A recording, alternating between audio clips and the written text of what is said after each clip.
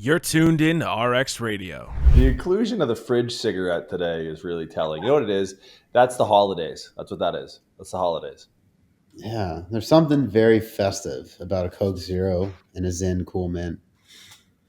It's the American dream, man. It's the American dream. You're living it. That's That's it. it. Yeah, that's your eggnog, I think. Christmas comes Yeah. around, you reach for a Coke. I'm not a eggnog is a very divisive beverage. I didn't realize how many people people who like it, like it. Okay. Where are you at with eggnog? Miss me with that. Dude, you lost me at the name, Oh man. right? Not even like a little bit of meathead, like, oh, I can get some protein with my Christmas drink. No, I don't know. I've never drank in, and if you literally said it's the word nog that does it. That's just the least appealing. It sounds. You know what it is? Eggnog sounds like it probably tastes. Right? Like it's thick. It's like viscous. Nog is like a very it's a single word. It's almost an onomatopoeia. It sounds like it's spelt right. So it's just not for me. Oh, Yeah, no, I never even put the egg together. You know what it is? I probably got leptospirosis from drinking so many raw eggs as a meat-headed 15-year-old that I was just like, yeah, I probably had PTSD from anything raw egg related. But when you dig down to it, essentially, eggnog is like a tuna salad sandwich, or the tuna is there to facilitate the mayonnaise. And the eggnog is just there to facilitate the alcohol, right? Like, oh, it's eggnog. It's like, no, you're an alcoholic and you're just an alcoholic in December, right? Like that's what it is. So I that's think, fair. yeah, the old fridge cigarette, a festive compromise for Yeah. the not This yet is the alcoholic. season. Yeah. No, if it wasn't Coke Zero and Zens, it would just be like whiskey. I just And have a bottle cigarettes. of Jack under my arm here. Yeah, I thought about it the other day. We were in a text thread with something that was super frustrating, and I legitimately, I don't know if I could actually take myself. I actually know that I couldn't bring myself to drink, but I said it out loud. It was like I get it. Like I've had, especially in the last couple of weeks, like I'm in an airport lounge at 7:30 a.m. and some guy comes in over the counter and just like, hey, double Jack and Coke. I'm like, whoa, dude, what? Who Yeesh. hurt you? It's Yeah. 7:30 in the morning, my guy. Like he didn't That's give a fuck, hey. man. It was 5 o'clock somewhere in that dude's brain, and it was not having a good day. But I see it, man. It blows my mind. Like, and I think it's one thing that it's funny now with the pitch and tone and frequency of the information age, social media, and all that. It is funny to see some of the reversal. Like, our parents. My parents smoked. My dad smoked up until the day he found out that my mom was pregnant with my sister. Mm. Motherfucker was smoking multiple packs a day. The house he grew up in, Jesus, you couldn't see the ceiling. I don't have a memory of my father's father without a cigarette in his mouth and one in his hand and a pack rolled up in his sleeve, right? Like you're just sitting in this cloud of emphysema in this like little house outside of some timber mill in fucking Grand Falls, Newfoundland. And it's like, look at alcohol. I specifically remember it being in grade school and I got babysat by my sister's friend's mom after school until my parents finished work. And the mom watched Oprah religiously. So I was like a fucking, I don't know, I was in the fourth grade sitting down watching Oprah Winfrey with this middle-aged retired woman. And I remember Dr. Oz going on and talking about resveratrol and wine and how alcohol is good for you. And it's like now, and I'm fucked, dude. It's so funny when you have head tattoos and you tell people you've been sober for 17 years, they all think you had a problem. Like the number of people who asked to see my medallion is insane. And it's like, I get it. I know what I look like, but it's like the number, especially around the holidays where I'm denying drinks left, right, and center. But like I haven't drank since I was a teenager. And it's amazing to see the conversation and the tone around alcohol start to shift, right? And Mhm. quite aggressively. Like, I think statistics out of Europe have shown like the lowest alcohol consumption of people in their like 20s and 30s ever. Yeah. And a lot of that to do with is the known health benefits, like there being no positive impact of alcohol. And it's just interesting to see how social media can so quickly turn the tide. Like, dude, that was, people drank because, it's how they dealt with their problems. And then this one show with this one host and this one Turkish doctor set the stage, like really set back people's responsible consumption of alcohol, which I deem to be zero, 20 to 30 years, 25 years. Like that's so powerful. But now it's like, man, as powerful a voice as like Oprah Winfrey was, and for every fucking New York Times bestseller author that owes her book club for their success, social media does that in a day. The social media can do in a day what it took Oprah a career to do, and it's crazy to see the power of it. Like it's wild to see things come in and out of vogue because, like, you know, the idea of resveratrol, like no one thought about resveratrol or whatever the fuck when my parents' parents were drinking, but now it's like, so that took like 45 years, 40 years, 35, 40 years, and now with social media, it's like, boop, one thing can hit, and then the next day behavior changes in culture. Yeah. Like it's such a potent driver of culture, and it's just crazy to see it because I never thought I'd see it in my lifetime. Where it's like my parents like, yeah, look, we smoked, my parents smoked, and like, oh, okay, well, I probably won't see a major change until I'm my parents' age, until I'm 40 or 50 or whatever. But it's like, you know, to see that tide start to shift, and you're like, oh, actually, like the refractory period of new information, that cycle is actually getting shorter. And it's just like, it's scary to think because I see it like all over, like things that were, and nothing is off limits. Like nothing is above public sentiment shift caused by social media. Yeah, I agree with that. Have you seen the latest on nicotine? Your friend there in your pocket. Yes, I have. It's delicious. Yes, it's delicious. But like I've seen very recently, and it get a lot of traction, like nicotine and muscle gain. Nicotine and strength output. Yeah, I've seen a lot on like neuropreservation. I think that was like an earlier one that it started with, and then like some level of a nicotine is associated with maintaining a higher level of like strength and power output in the muscle. Like, cool, right? Sick. I'll keep using it. Didn't need the reason.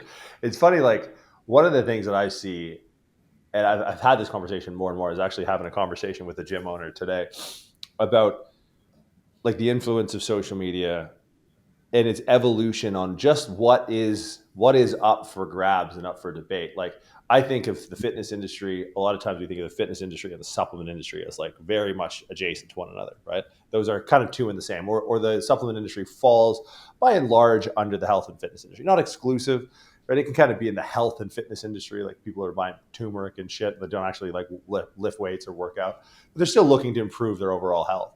And for the longest time, it was like, okay, the sphere of influence of social media has some persuasion to the end user when it comes to, you know, maybe the supplements are $100, like podcast sponsored by Spoken now. Fuck yeah. Code RX to check out. But I think what we saw over the last couple of years, or something that I've noticed, is that, okay, the same level of influence that can, you know, coerce, let's say, someone to purchase one product over another. Like, hey, you like RX Radio. Well, they formulated the product for this thing. So if I like RX Radio, I'll like Spoken. Great. But that's like a relatively low cost commitment. Mm-hmm. One of the things that I've been seeing is machine manufacturers in gyms. I don't know if it was a shot in the dark or if they were calculated, but it's amazing to me to watch the influence that people have once wielded to sell, you know, $100 tubs of protein or pre-workout or whatever, actually extrapolates to a much larger price bracket. Because like I'll go to a lot of gyms and I'm like, fuck, dude, like, you know, the Italian manufacturer, some, you know, custom shit coming in from the UK, or even some of like the rip-off stuff from China. It's like all of this started. These gyms have these equipment because of like probably less than 100 people who have social media accounts, right? And it's crazy to see that, like, oh wait, it's not, the influence isn't just over like this guy's big and strong or knows something about health and fitness, therefore fish oil, protein, vitamin D, creatine, whatever. It's big gym franchises going like, oh no, we have to have this equipment manufacturer from Sweden, or this equipment manufacturer from, you know, the Middle East or China or whatever. And it's like, dude, we're talking in some cases tens of thousands of dollars people are committing off of the trust through social media. So one of the things that I think would be interesting and I'm somewhat of a snob with this, and it's funny because I had somewhat of a disagreement with the gym owner I was talking to this morning. What are your so you're building a gym, Jiunta Fitness. Oh, You're building a gym, and because there's a couple ways to look at this, and I think it's useful to kind of look at it from both ends. You get 3 pieces of equipment that are for you and your personal use, and I'm not talking barbells, I'm not talking bumper plates. I'm talking pieces of equipment, pin or plate loaded machines, cable stacks, etc. You get 3 pieces that are for you, and you get 3 pieces that will drive membership. Because that's how it has. Because I go into gyms, I'm like, yeah, this is great. There's about 20 people in the city that are going to really respect what you've done here, and then you're going to be closed down in a year and a half. And then sometimes I'm like, okay, I see what you did, but I'm never going to train here. What is the Jiunta Fitness lineup of like, all right, let's keep the boss happy first. Your top 3 equipment of like, I'm going to get these pieces, pin or plate loaded machines, cams, cables, the 9. I'm going to get that for me and my use and what I like. okay. And then I'm going to get 3 pieces for the general population to drive membership. Oh man, that's tough. Are dumbbells No. on this list? Or are we assuming the gym has dumbbells? Assuming they're there. Assuming they have barbells plated. We're talking strictly machine. Because these, not that dumbbells can't get expensive, but like, you have a budget and we're allocating like, all right, Jiunta gets free reign on 3 pieces. But then we have this allocated for, you got to think about what people want to use because you're not your customer, right? Yeah. Mm-hmm. All right. Number 1 has to be a good free motion cable stack. Now for you. For me, yeah. Okay. Yeah. Okay. Absolutely. I fuck with that it. Is hands down the machine that I think it's the most versatile. I use the most. I use it the most for myself and for clients that I'm training. I think there's the most benefit in having that, and it is a widely utilized piece. So that's going to be number 1 machine for me. Fuck. Yeah, my mind just went blank. I'm like, what machines do I use? I think I have 2 more, but I want to make sure these are my 2 more. I think number 2 for me is going to be a pendulum squat. I really like a pendulum squat. I like it more than hack squat. I like it more than a leg press. So I think that's one that like whenever I'm at a gym that has one, I take advantage of it.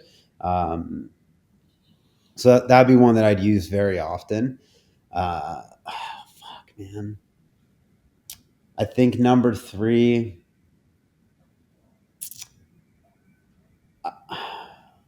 I'm trying to challenge this to see if there's anything else, but nothing's coming to mind. I think number 3 is going to be like I think it's going to be a prime leg extension. I think that's my favorite leg extension.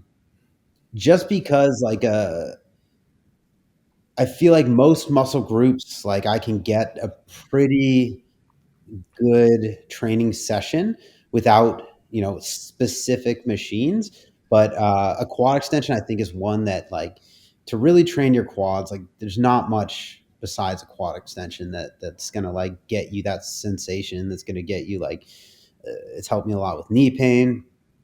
Like even hamstring stuff. Like I'll use hamstring curls, but I think like hinging and like hamstring bridges and things like that are pretty effective. So I think I'm going to go.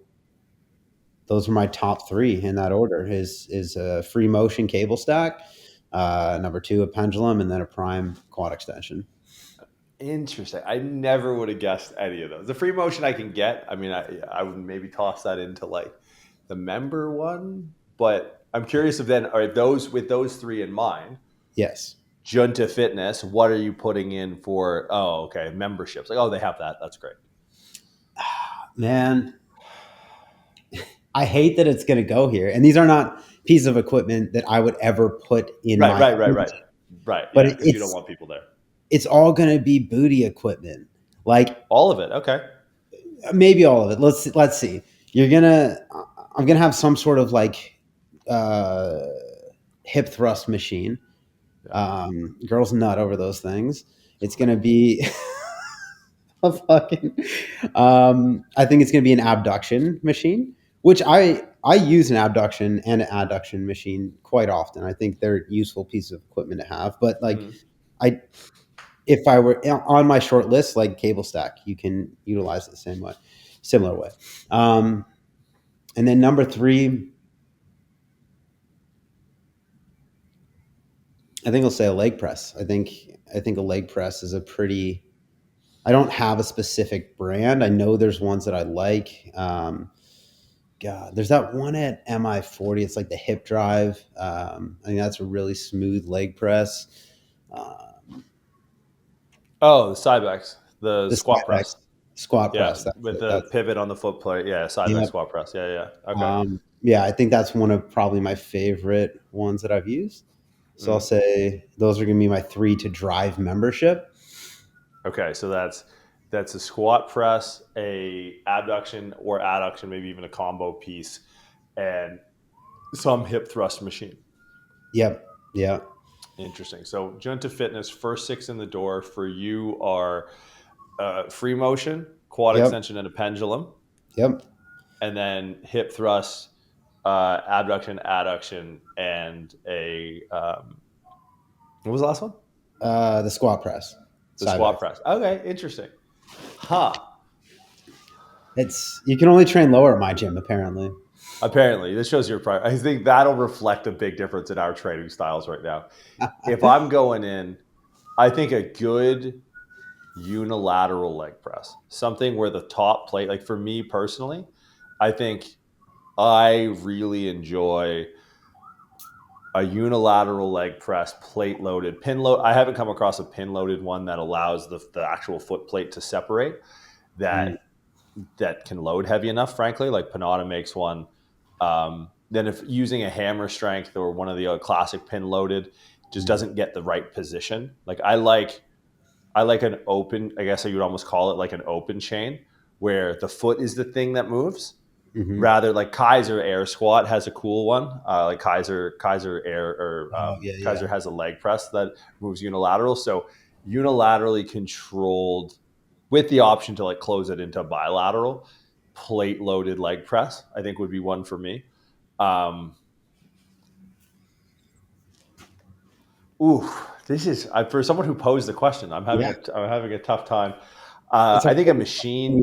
I think Originally. a machine chest press, Mm-hmm. prime Yeah. horizontal machine chest press. So what I like about that, it converges and diverges well. It has a thicker handle like the old Nautilus Explode plate loaded series. It's heavy enough for me at the moment, probably for the distant future, for being a pin loaded machine. It you can vary the cam and the strength curve, resistance profile, all that, which has its benefits in the right time and setting.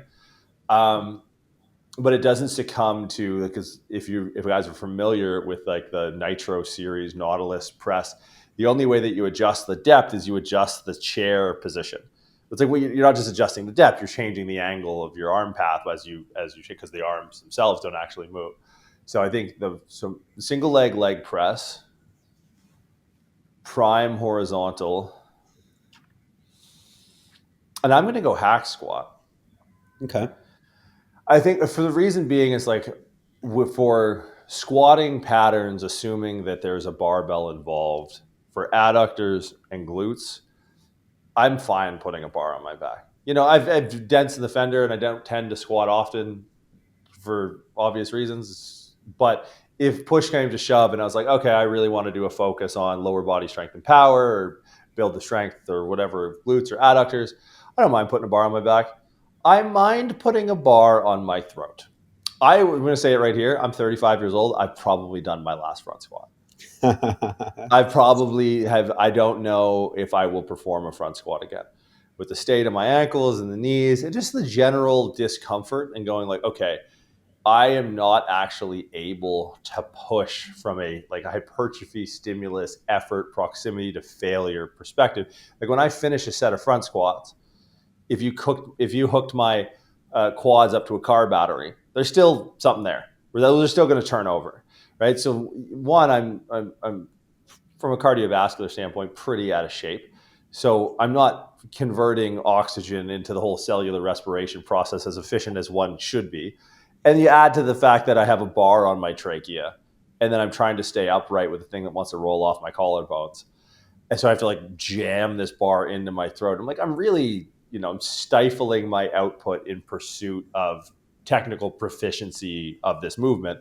And a front squat, like I cue a front squat almost in like a front rack position.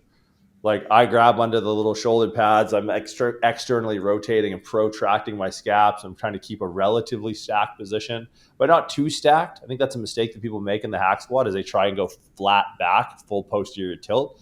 And it's like you want to isolate your quads, go on Jay's quad extension at Jiunta Fitness. But if you want to like integrate and load the quads, the neutral lumbar spine is a strong structural artifact, right? Like the neutral spine is a curved, slightly extended lordotic curve for a reason. It gives you stability in extension, like a bridge, right? If we think of an arc being a strong shape that they use for bridges, you don't want to negate that, right? Like your lumbar spine can handle a bit of load, especially on this predictable track of a hack squat. So I really like, because for me, it's almost like this buffer of function. Like if I can get myself to a position where my hack squats are pain-free and I hack squat often, I can actually keep myself in a position to hack squat pain-free just by hack squatting, right? I can integrate all of those attributes. But if I like am away from a hack squat for a bit, fuck the effort it takes me to get back to having my knees function to a point where they can tolerate the hack squat and repeated bouts, in the course of a week or 10 days, getting multiple sessions in on it.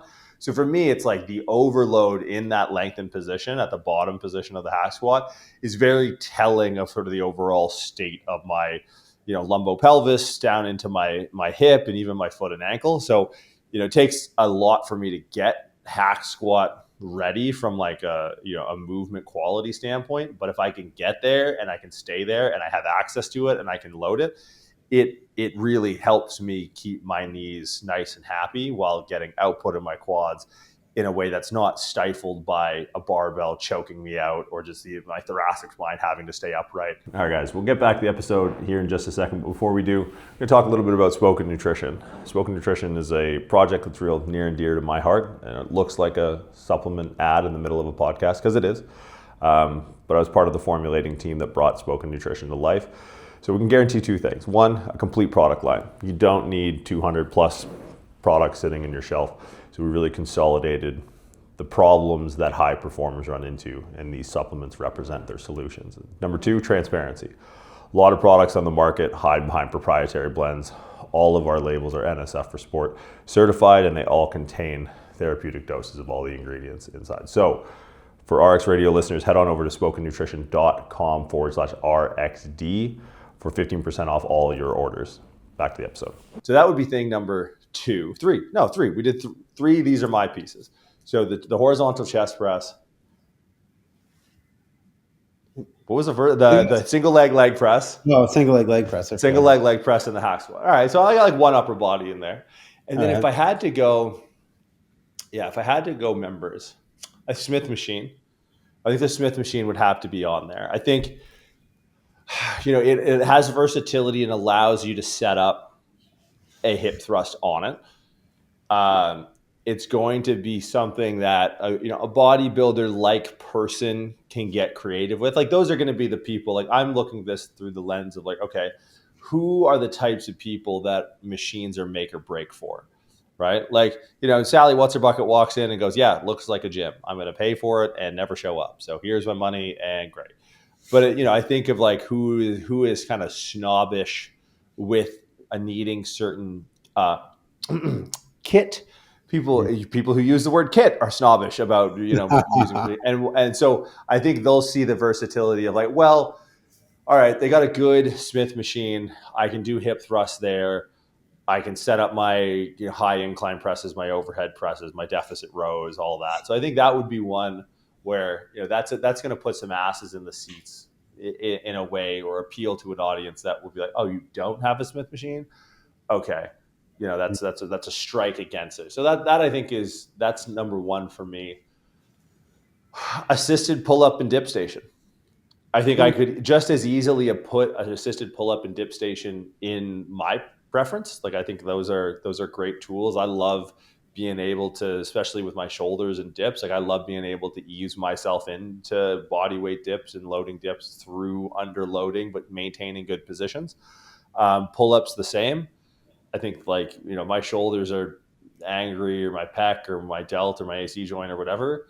I think like, all right, I could do a bunch of correctives, but if I want a lot of external rotation, pull-up's going to do it in a way where I'm not going like not to 260 with if I go from like, oh, my shoulder hurts to jumping up on pull-up bars, it's like, well, that's a leap of faith, my friend. Like you're taking a shoulder that you're uncertain of and you're putting, to whatever, 260 pounds, whatever I weigh now, and dangling it off that shoulder. It's like, you want to dip your toe in the water.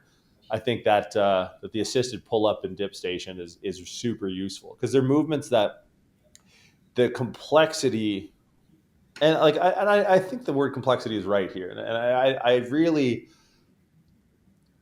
I'm really trying to subtly push back on people who don't respect the complexity of exercise, right? Like I watch coaches with bad technique lift, and then disavow technique as something, and then you just look at their physiques, and it's like, dude, what are you doing?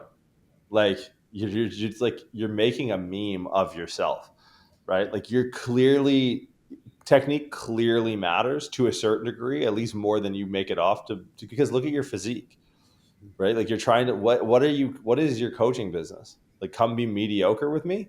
It's like, apply and link in bio to be as mediocre as I am. Like, sorry, dude. Like everyone kind of knows what looks good and what doesn't. And usually what looks good usually feels good at scale, right? If I can get a client where I go like, okay, that dip's starting to look pretty good. Hey, how's that feel? Yeah, it feels great. No pain at all. It's like, okay, great. Because pain has this, this what's the right word? Like ataxia. Is ataxia the right word? Where you're moving around pain? Yeah. Antalgic, not ataxic. Antalgic Yeah. would be a better word. Ataxic is a little bit more like, you have fucking some sort of copper deficiency or something like that. Yeah. But no, so they're moving around the perception of pain, and their dips look all squirmy, and their pull-ups are janky, and there's just a subjective poor quality to their execution. And I think, I'm in part in agreement to, some of the isolated warm-ups and range of motion exercises can at a certain point with certain people be nullified more or less, right? But it's like you can't go for someone who's weaker than the forces of gravity acting on their body. You can't go from 0 to their body weight, especially if they're super weak. So what do? It's like, well, let's make gravity less of the enemy, and let's use these. Like I think those are the single best mobility tools in the gym would be an adjustable bench and a assisted pull-up and dip machine. So I think from a member perspective, I'm at Smith machine, assisted pull-up and dip. And I'm trying to think lastly, like what would be something that people, like the glute is hard to get away from, like just from a sheer, Stairmaster. I have seen, and actually this was something that we were in agreement with, me and this gym owner. So the owner of Fit Squad here in Toronto, which is a great spot if you guys haven't checked it out. So shout out Aldo. Him and I were having this conversation about pieces that, he liked that were personal for him. And like, he's got like a powerlifting background and more of a West Side influence. So there's some pieces where I'm like, yeah, I probably whatever. But like when you look at it through the business lens, you go, oh, okay, like, yeah, I can see where people want that. And he told me an interesting story about, he got a call one day from like a person that works an office for a celebrity. And they were like, hey, like we're going to bring this person in. We're going to need the gym closed for this person. Very high profile. For security reasons, we actually can't tell you who it is. We're just going to need like the gym closed. And he's like, oh, shit. And it's like, if someone makes that type of phone call, there's going to be compensation involved. You're making me close my gym for one person. That's all understood. And so they're going through like, well, what equipment do you have? And like, it's a very well outfitted place. But he's like, Stairmaster. There's a fire escape out there. What do you mean Stairmaster? Like, there's stairs right there. Like, get the fuck out of here. But that was something that this A-list celebrity had requested. Now, if anyone who knows celebrities into fitness online, super good shape, maybe they were wrestlers one day in their career, you probably know who it is. But it's like, that's something where I trained a very, I trained a very famous. He was on TV as a commentator. He was, a very highly touted football player in his time, and be damned if I could get him off that fucking thing. I think there's a perception of exertion with a Stairmaster that's very, again, we're trying to think like, what is the population of people that care so much to make or break the decision on a gym? They're usually masochistic psychopaths.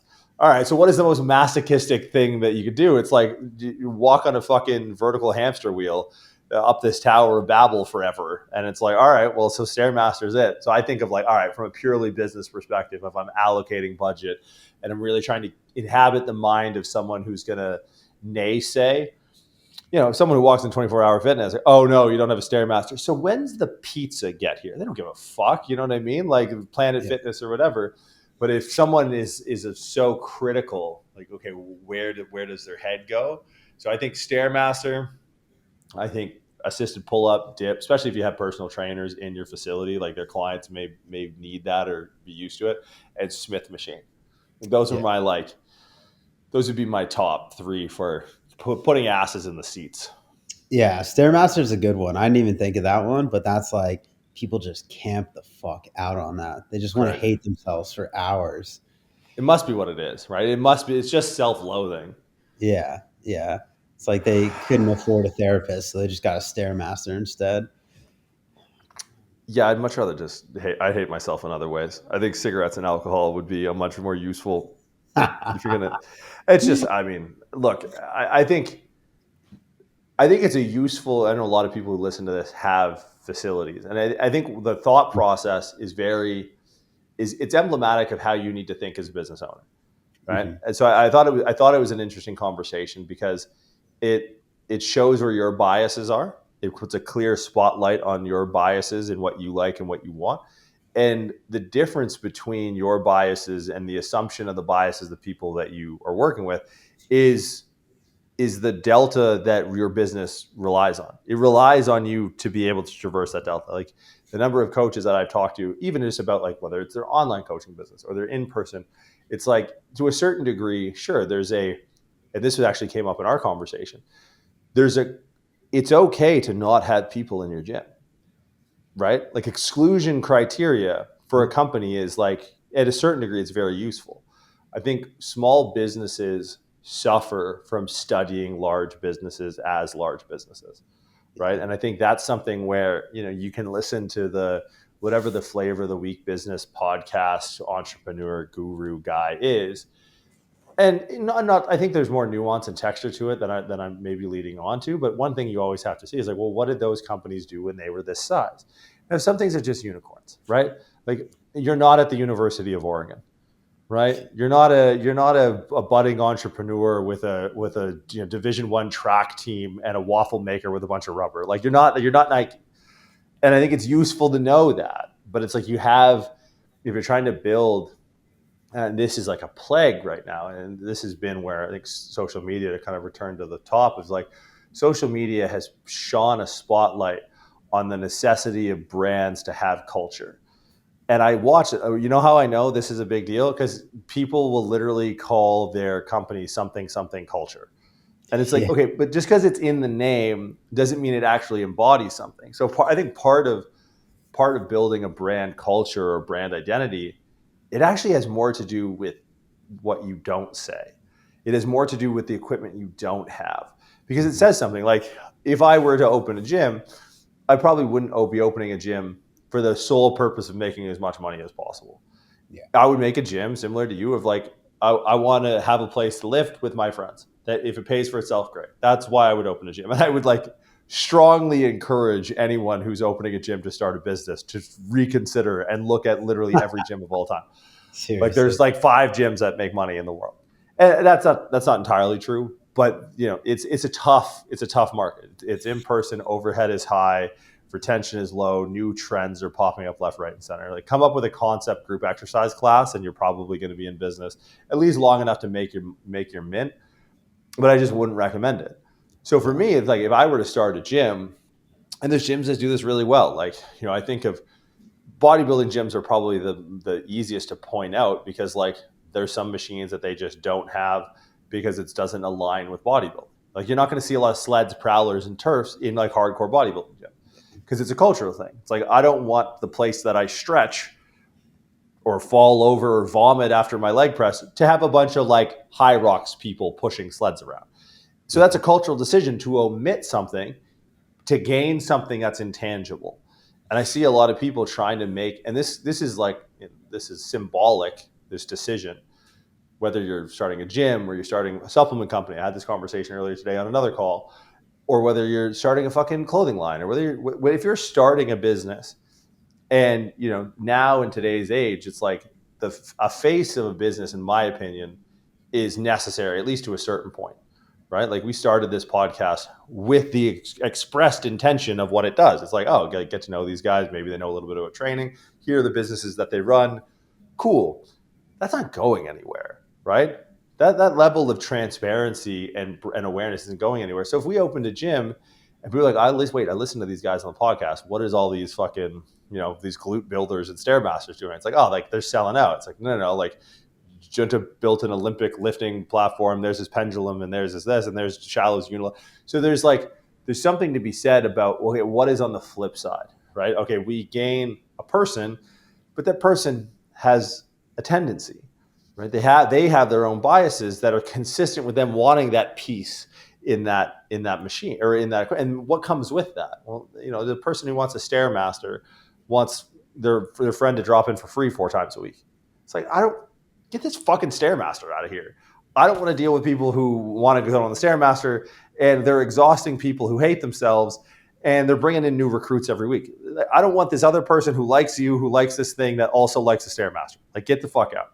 So I think it's something like, essentially on the surface, it's a conversation around equipment, but it's really a conversation to business owners about like, you have your biases, which are worth shining a light on, but also don't neglect your biases in putting your thumbprint on your business, right? Because you want a business that you enjoy. You want a business that you can be proud of. You don't want a business that just makes money, because then you just have a business that has you, right? Like, to own a business is to kind of instantiate your stamp onto the small realm of the industry that you're getting into, whether it's supplements, whether it's in-person fitness, coaching, whatever. You don't want to appeal to everyone, right? So like, try and figure out like, okay, this is where I think a lot of the market is. This is where I am. What do I gain, but what do I lose by trying to bridge this Rubicon? Because I watch a lot of people just sterilize what could be like a cool culture, right? They're interesting people that have certain ways of looking at things, but then when they look at the ledger, they go, yeah, but it's like, yeah, but what? You can bring in the same annoying people that you hate, and you have a job that you don't want to go to. Like, dude, then go a job that you don't want to go to. Go work for someone else and avoid the risk. Yeah. Like, that's a freedom. That's the best part of owning a business, is like, you can make that decision. It's like, if you're letting that market influence really drive your decision at large, it's like, don't fucking risk it. Especially in the gym industry, go somewhere else. Yeah. The coolest gyms I've been to across the world are people that are very niche and they're very good at what they do, whatever discipline that is. And they've built the gym for that discipline, right? Whether it's weightlifting, bodybuilding, powerlifting, athletic performance, like, it's the more general of a membership you're trying to capture, the less enjoyable the experience is going to be for everyone. Like, I'm sure you've been to a 24-hour fitness or like a Crunch Fitness or something that's just very like, all right, everyone can do whatever they want here. You can Olympic lift on the platforms, or, people that don't know what to do, just go and hit all the machines. And it loses all personality. And it's just like any other business. Like, if you're building your business to be different, like, double down on your niche, like, be who you're going to be and like cater to them.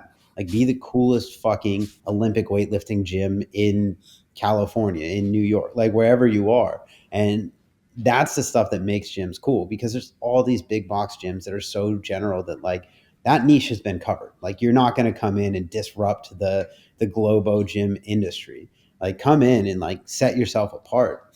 I've been in gyms with essentially no equipment, like CrossFit gyms I've been in for a lot of my career, and like my practice in a CrossFit gym. And like, the interesting thing about that to me was like, the less equipment you have available, the more creative you have to be with what you're going to do.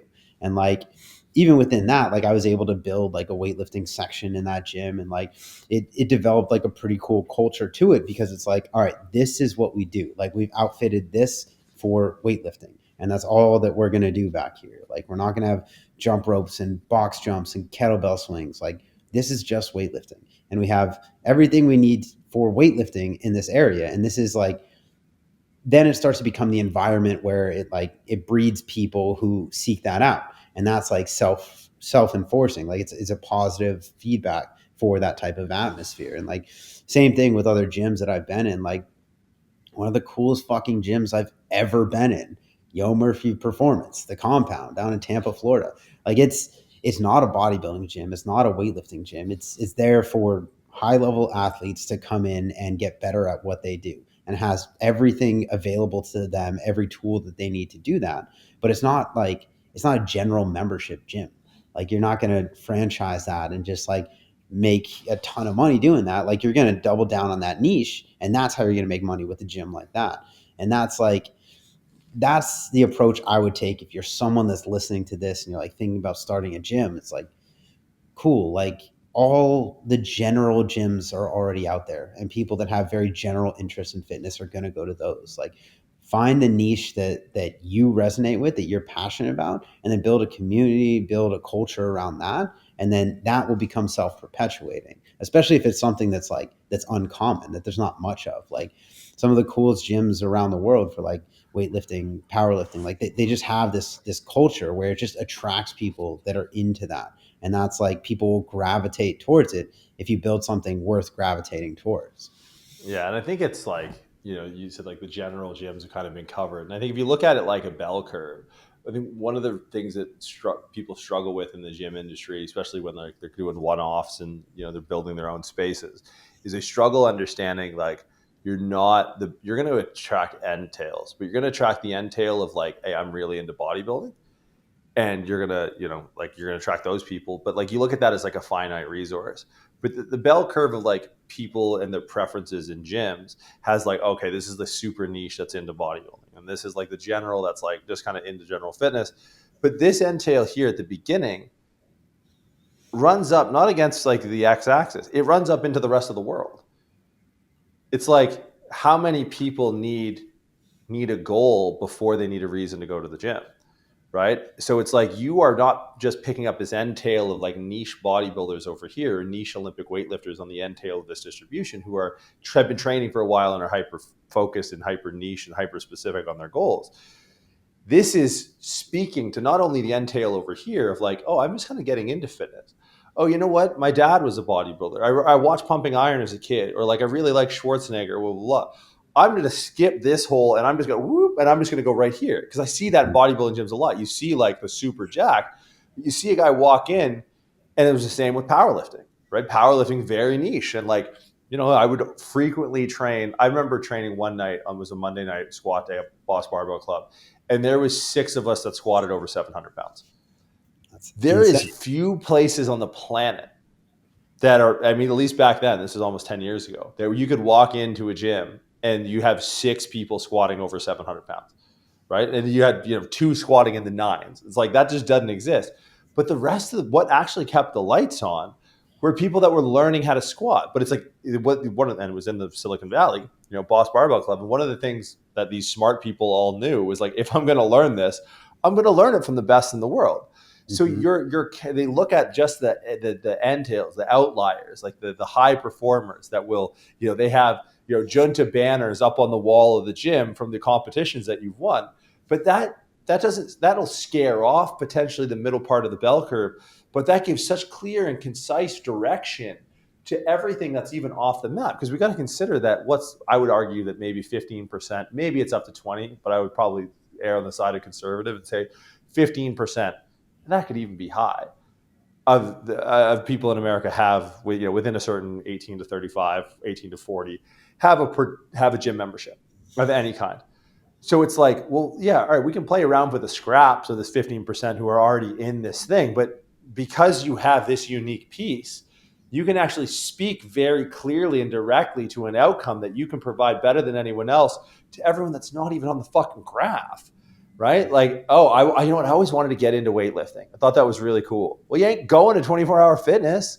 You're going to go there, teach yourself how to clean and jerk with a YouTube video and a fucking, a Rogue dowel. You're going to go like, oh man, this guy's legit. Oh wow, look at this room. Oh, who's that? Oh, that looks like a Russian name. That's cool. Like that poster's in Russian. Oh, look at that hook grip thing. It breaks down each part of the lift. You're going. So it's like, I think people they get a little narrow minded in their reach because they look, it's like, oh, it's competitive. I'm like, yeah, it's competitive for the people who already go to the gym. But the blue water is everyone else who doesn't. And you have an angle that is potent. You have clarity, you have direction, you have proof of concept. You walk into 24-hour fitness, like, yeah, so we want to get in better shape. You just go like, well, where are the in shape people? Because they ain't fucking here. There's like one dude on D-ball yelling at like the fucking, the janitor for putting plates away on his machine while he was lifting or something. And that's it. So it's something, like you said, like, own that corner of the market. Yeah. So don't whitewash, don't sterilize, don't take what makes that passion to go into this as a business and try and appeal to the masses, right? You're not going to appeal to anyone. You'll be left there with your fucking, your dick in your hand trying to compete with the big box gym down the street. And it's like, you can compete if it's you that's competing. But you try to take it to their level and appeal to the masses, they're going to fucking beat you down and beat you with experience. And then you're fucked. So it's something where it's like, and this is as true in the digital space. So when next time I look at your profile and I'm thinking, oh, next post is going to be a nutrition slide because that's how his little grid on his feed. And oh, wouldn't you know, there's a rocket ship emoji, and you've helped 10,000 clients who are busy executive dads lose 20 pounds. Like, my guy, like, I've seen this before. And who are you competing with?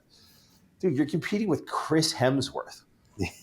Good luck. You're competing with literally a superhero, not actually. But I think that's where that population lives. You're not going to compete. But if you're like, all right, like, this is kind of what I'm about, and I swear a bit, and I do this, and I like this, and that machine, that sucks, you're stupid, and this is cool, and I like that, and here's my dog. It's like, oh, like, do you make money doing that? Because you'll make the money. If you're trying to be Temu Chris Hemsworth, you're fucked, bro. Like, you just can't compete.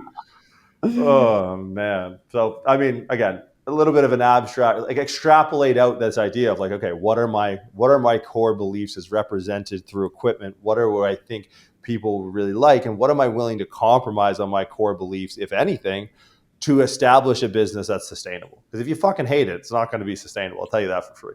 Yeah, that's for sure. If you're not passionate about it, just don't open a fucking gym too. Yeah, just go work for someone else and be not passionate there, and at least you're done at 5:00. Yeah, that's for sure. Speaking of which, we got to hop on another call here. Speaking of work, so we'll wrap it here. I am curious, if you're on the YouTube channel, leave like your top 3 for you and your top 3. And if you disagree with us, tell me why. But we'll wrap there for the week. We'll see you guys next week.